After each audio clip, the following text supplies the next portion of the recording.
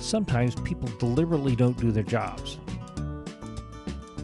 When they do this, it's called a violation. And there are two main kinds of violations.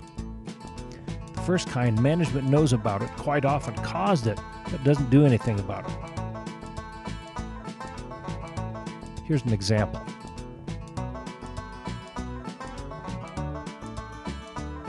The Space Shuttle Columbia disaster happened in 2003. To recap what happened, people didn't do their jobs. Foam pieces broke off of the fuel tanks and damaged the heat shield. They tried to land and blew up.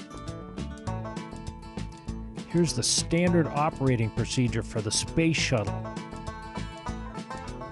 And it basically says, don't let pieces of foam hit the ship. Instead, foam pieces hit the ship basically 100% of the time, an average of 143 times per launch.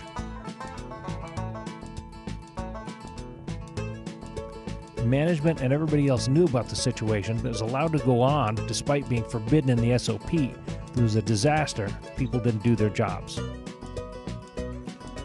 Now we can add to our definition of entrenched mediocrity. An obvious beneficial change is resisted, often for non-technical reasons.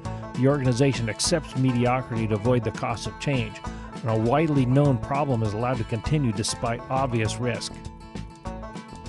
When people deliberately don't do their job and management knows about it and condones it, the source of the problem is management.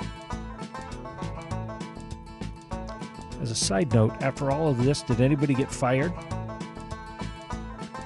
Well, there's a big investigation. A lot of fingers were pointed at her, who didn't do her job.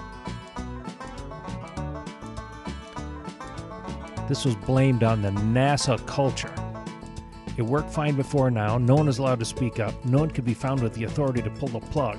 There was a bypass of the normal chain of command, and there was a squashing of the investigation.